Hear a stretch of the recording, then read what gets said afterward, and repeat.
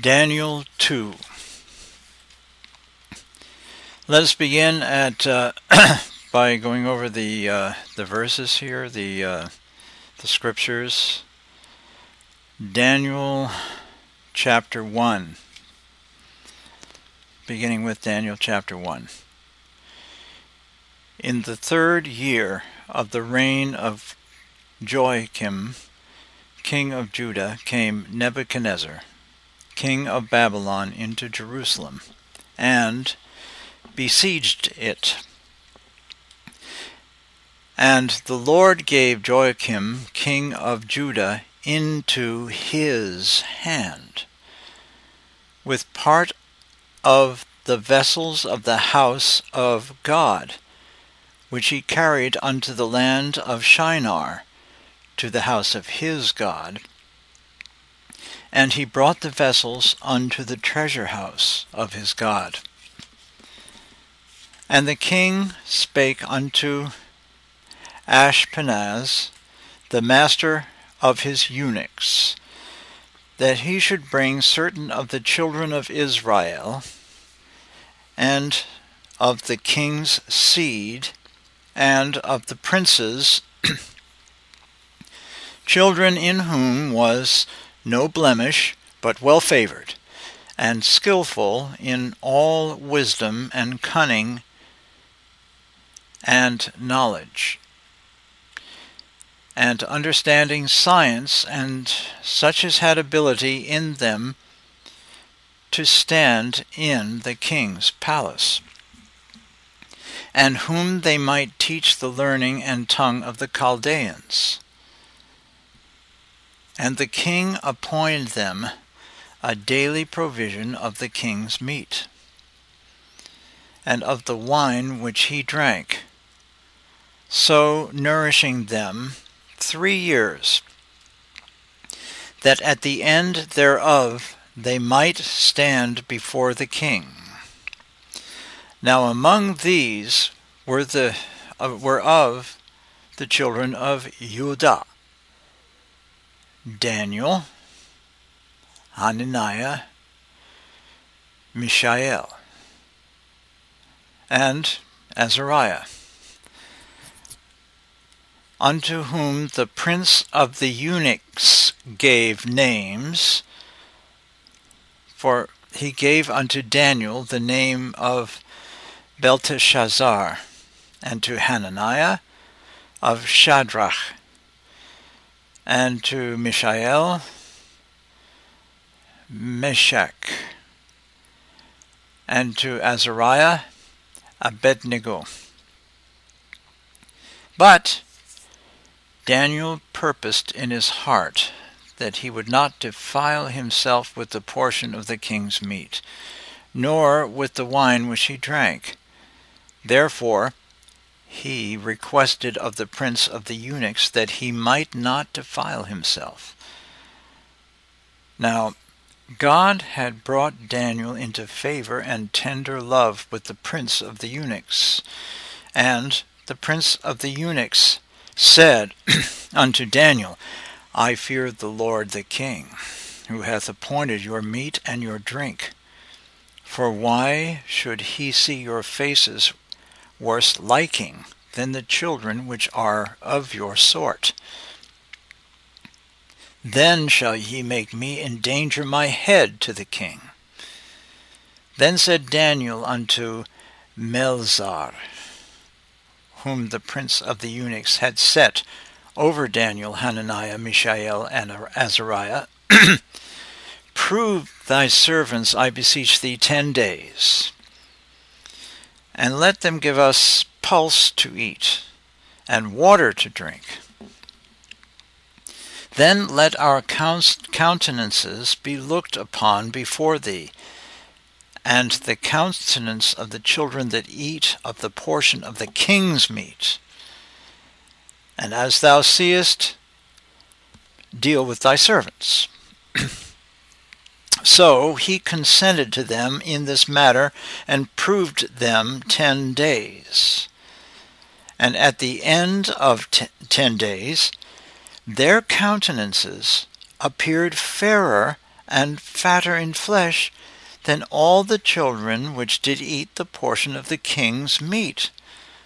Thus Melzar took away the portion of their meat, and the wine that they should drink, and gave them pulse. As for these 4 children, God gave them knowledge and skill in all learning and wisdom. And Daniel had understanding in all visions and dreams. Now at the end of the days that the king had said he should bring them in, then the prince of the eunuchs brought them in before Nebuchadnezzar, and the king communed with them.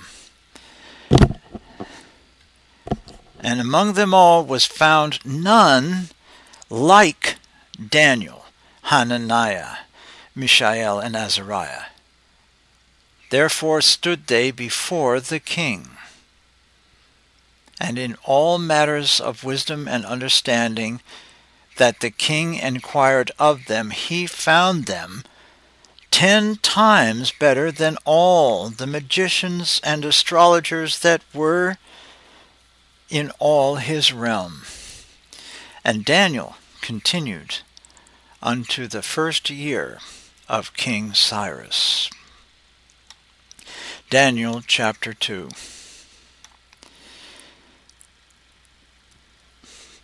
And in the 2nd year of the reign of Nebuchadnezzar,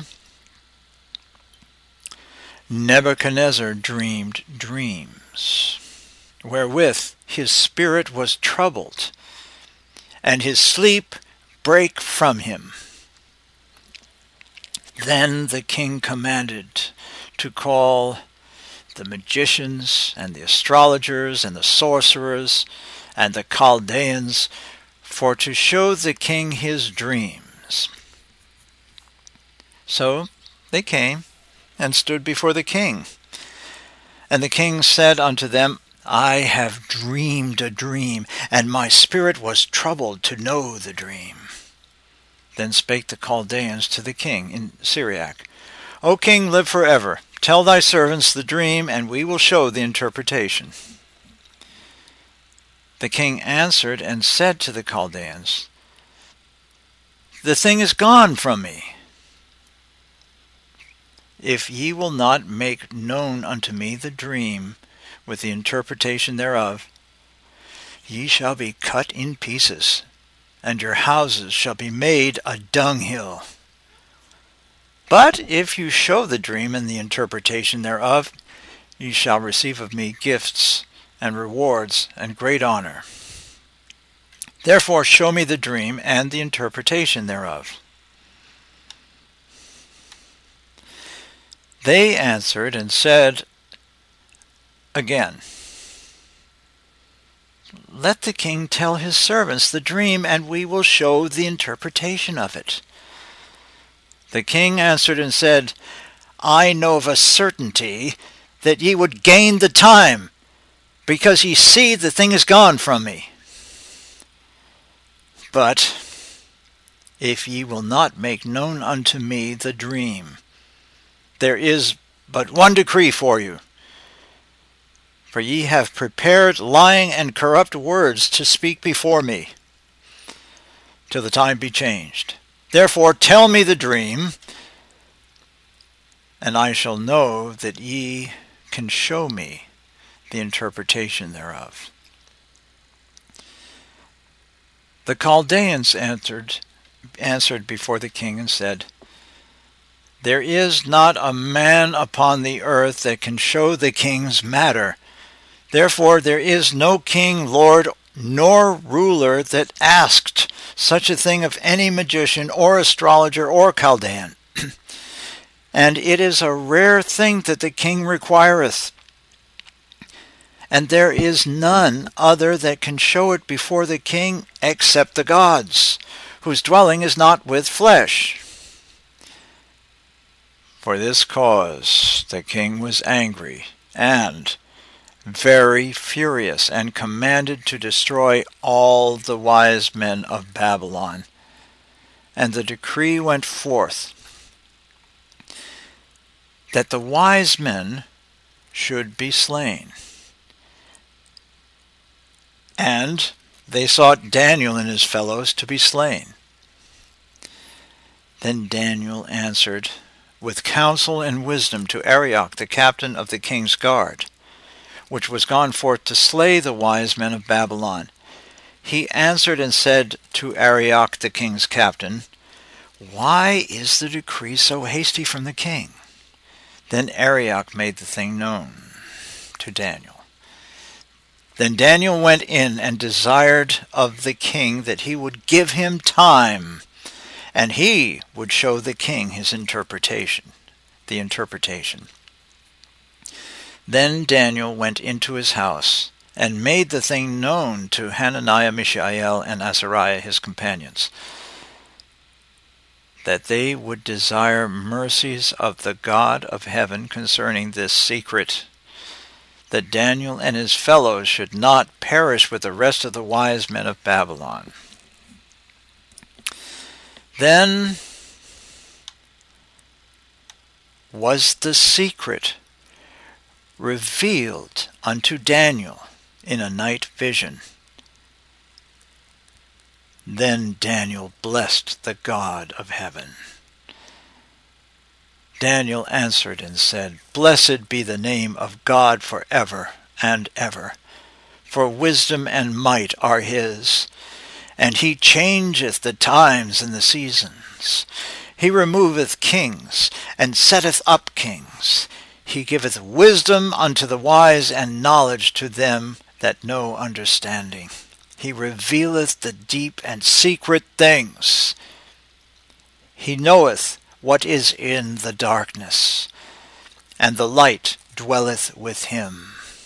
I thank thee and praise thee, O thou God of my fathers, who hast given me wisdom and might, and hast made known unto me now what we desired of thee. For thou hast now made known unto us the king's matter." Therefore Daniel went unto Arioch, whom the king had ordained to destroy the wise men of Babylon. He went and said thus unto him, "Destroy not the wise men of Babylon. Bring me before the king, and I will show unto the king the interpretation." Then Arioch brought in Daniel before the king in haste, and said thus unto him, "I have found a man of the captives of Judah that will make known unto the king the interpretation." And the king answered and said to Daniel, whose name was Belteshazzar, "Art thou able to make known unto me the dream which I have seen, and the interpretation thereof?" Daniel answered in the presence of the king, and said, "The secret which the king hath demanded cannot the wise men, the astrologers, the magicians, the soothsayers show unto the king. But there is a God in heaven that revealeth secrets, and maketh known to the king Nebuchadnezzar what shall be in the latter days. Thy dream and the visions of thy head upon thy bed are these. As for thee, O king, thy thoughts came into thy mind upon thy bed, what should come to pass hereafter. And he that revealeth secrets maketh known unto thee what shall come to pass. But as for me, this secret is not revealed to me for any wisdom that I have more than any living, but for their sakes that shall make known the interpretation to the king, and that thou mightest know the thoughts of thy heart. Thou, O king, sawest. And behold, a great image, this great image, whose brightness was excellent, stood before thee, and the form thereof was terrible. This image's head was of fine gold, his breast and his arms of silver, his belly and his thighs of brass, his legs of iron, his feet part of iron and part of clay. Thou sawest till a stone was cut out without hands, which smote the image upon his feet that were of iron and clay, and brake them into pieces. Then was the iron and the clay, the brass, the silver, and the gold broken to pieces together, and became like chaff, like the chaff of the summer threshing floors. And the wind carried them away, that no place was found for them. And the stone that smote the image became a great mountain, and filled the whole earth. This is the dream. And we will tell the interpretation thereof before the king.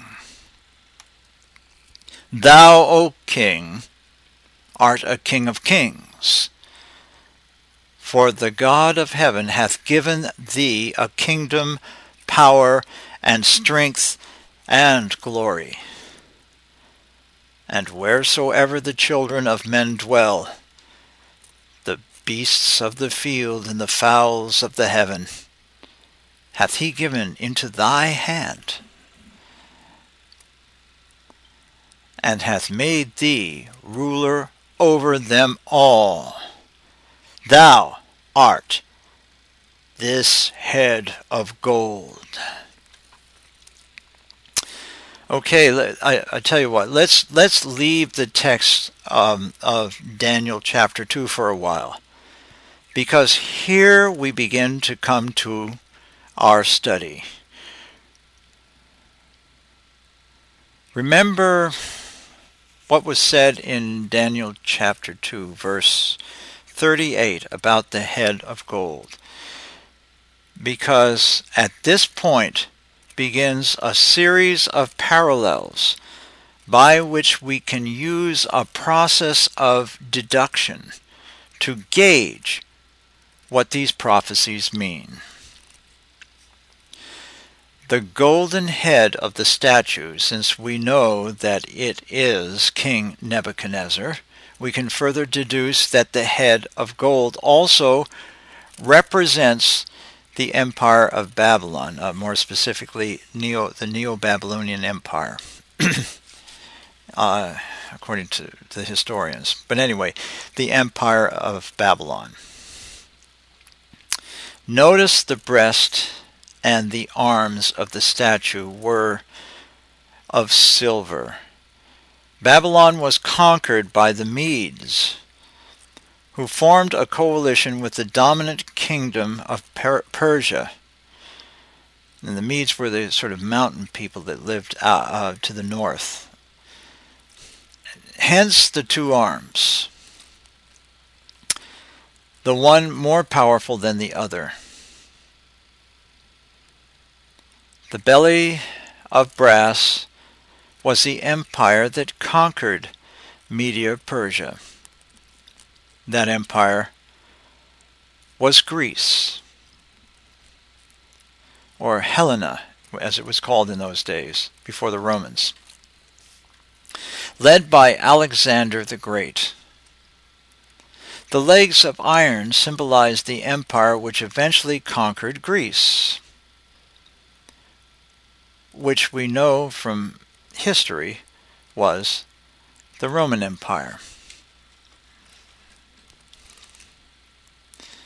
The feet, part of iron and part of clay, were the remnants of the Roman Empire, which were part dictatorships and part democracies. Both very weak governments, one type, the iron, stronger than the other. Dictatorships are stronger than democracies in the sense that dictatorships are usually more strict.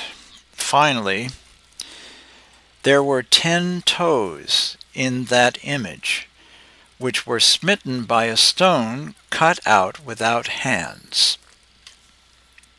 That stone is Jesus. That stone hit the 10 toes and did away with the whole thing. Since the so-called toes here, since the toes, quote-unquote,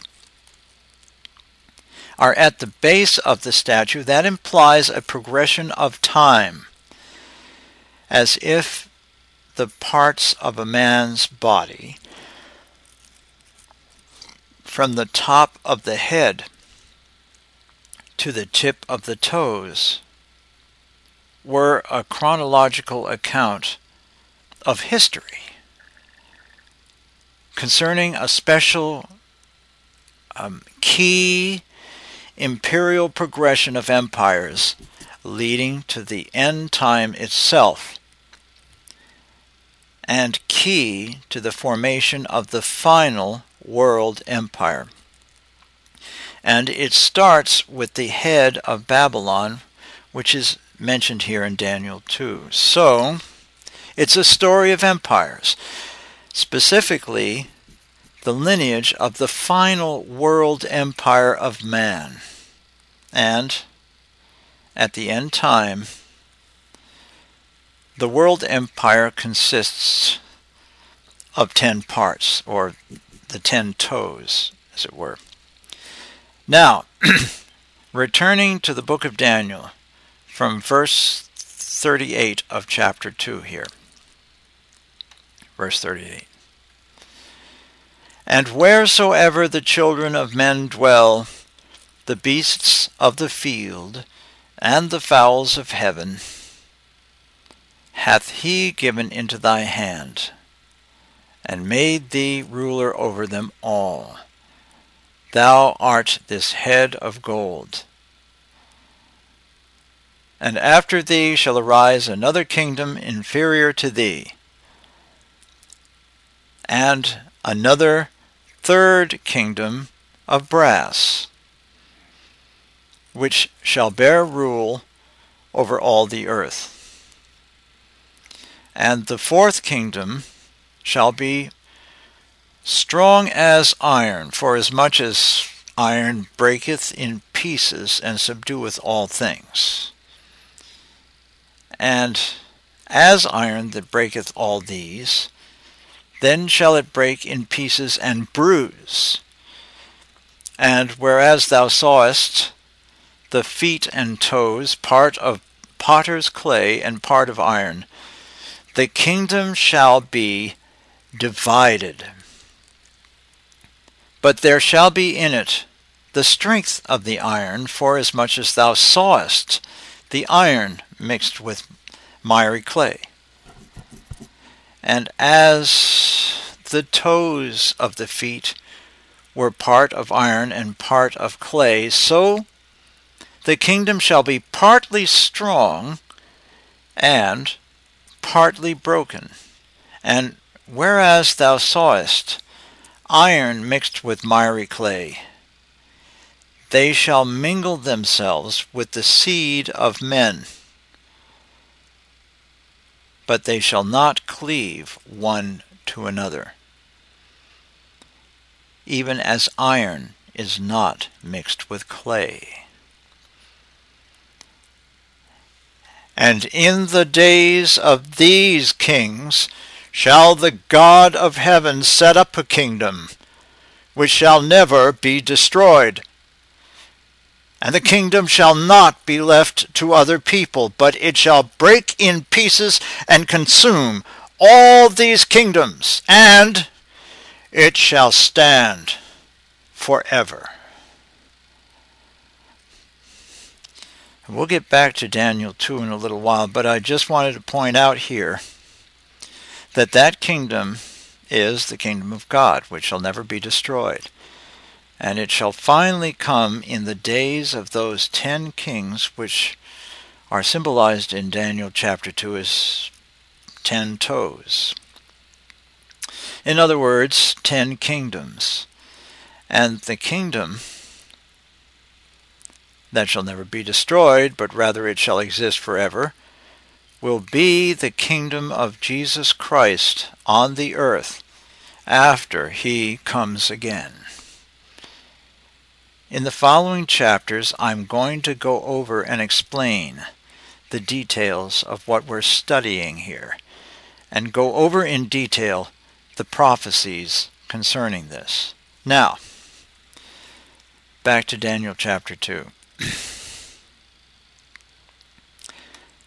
Daniel 2:45. Forasmuch as thou sawest that the stone was cut out of the mountain without hands, and that it brake in pieces the iron, the brass, the clay, the silver, and the gold, the great God that hath made known to the king what shall come to pass hereafter, and the dream is certain, and the interpretation thereof sure.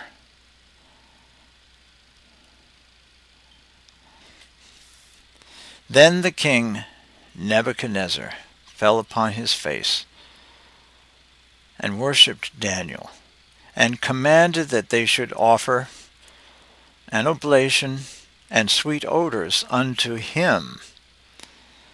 The king answered unto Daniel and said, Of a truth it is, that your God is a God of gods, and a Lord of kings, and a revealer of secrets, seeing thou couldst reveal this secret. Then the king made Daniel a great man, and gave him many gifts, and made him ruler over the whole province of Babylon, and chief of the governors over all the wise men of Babylon.